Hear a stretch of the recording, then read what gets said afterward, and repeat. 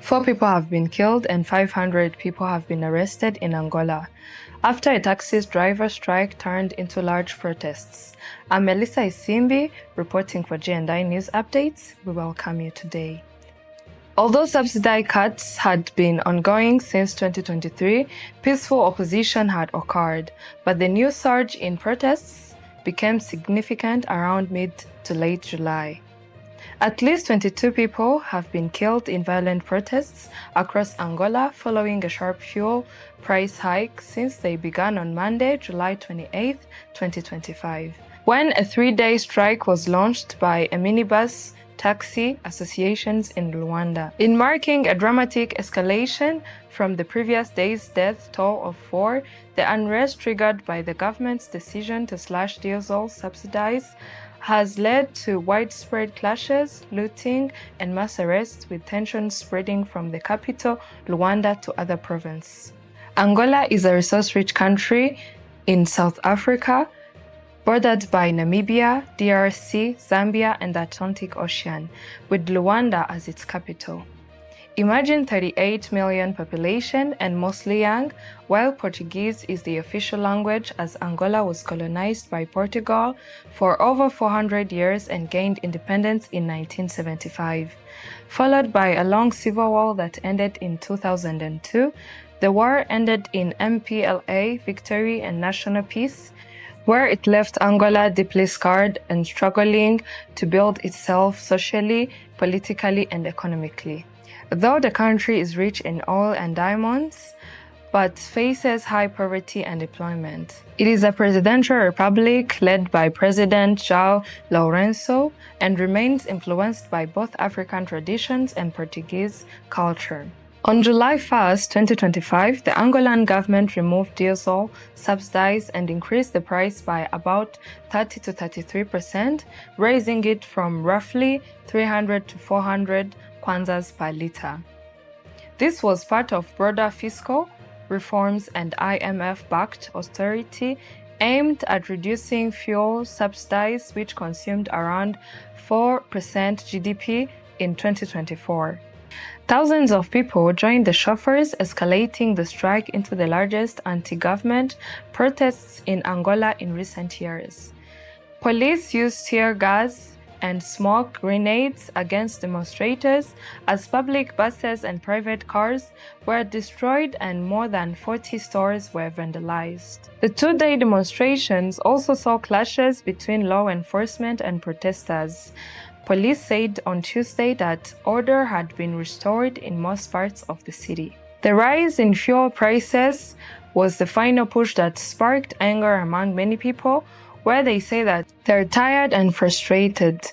There's not enough food for the people, and poor people are suffering more than ever. The price increase is part of President João Lourenço's plan to wind down fuel subsidies in the oil-rich nation spurred on the IMF. However, the move has sparked fears that only fuel but also food prices will rise as transportation costs are passed on to consumers. In 2024, the African Development Bank warned that the rising cost of energy, food, and other necessities in several African countries, including Angola, could trigger social unrest. Authorities say that arrests will continue in Rwanda in the coming days. They have official channels for citizens to make reports, whether through social media, at police stations, or via officers on the streets. Similar protests were held against the fuel hikes earlier this month.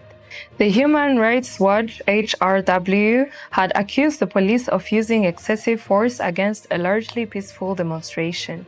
Security forces have often been accused of clamping down on protests in Angola, where the ruling People's Movement for the Liberation of Angola party has been in power since the country gained independence from Portugal in 1975. The police using too much force against peaceful protesters is just one example of bigger problems.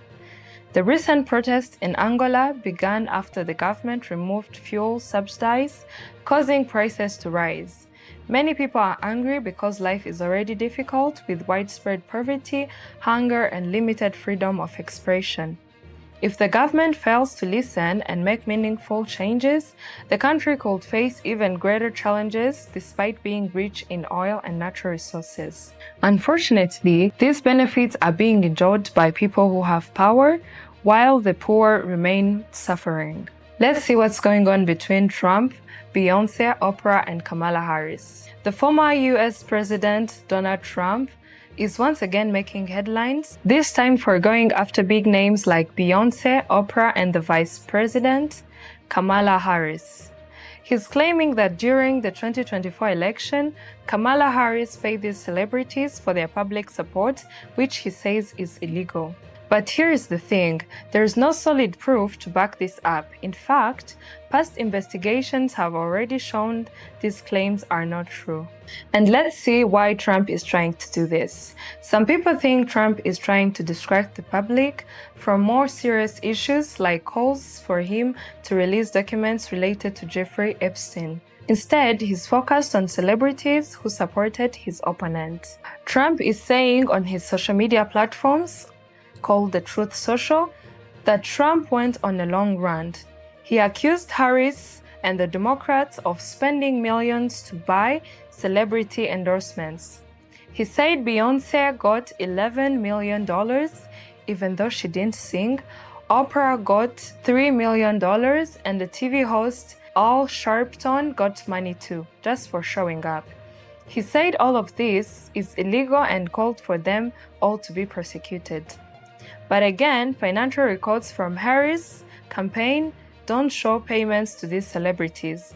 The money went to event production and stuff, not directly to Beyonce or Oprah. Why Beyonce? This seems so personal. Beyonce supported Harris in the 2024 election and spoke at a rally about reproductive rights. She even gave Harris permission to use her song Freedom as a campaign anthem. Trump didn't like that.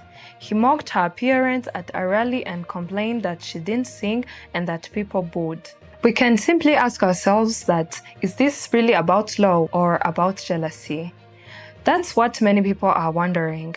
Trump didn't have much celebrity support during his campaign, and it seems that it still bothers him. He even posted about Bruce Springsteen's poor performance at a Harris rally and asked if paying artists for supporting is a major illegal campaign contribution. Online, many people are mocking Trump's post. One video he shared where he appears to hit Springsteen with a golf ball was obviously fake and just added to the strange tone of the whole thing. People are calling it immature and asking themselves that, is this really a presidential behavior? Celebrities and creators are pushing back. Musicians like Eddie Vedder and Neil Young stood up for Springsteen. Even the creators of South Park, who were mocked by the White House after satirizing Trump in their show, responded sarcastically at Comic-Con like, "We're terribly sorry, wish they are not." We can also ask ourselves what's really going on here? It feels like Trump is digging up old drama to stir emotions and stay in the spotlight. He's using anger towards celebrities and Harris to distract from bigger issues. And let's be honest, when a former president is obsessing over pop stars and cartoons instead of policies, something really feels off.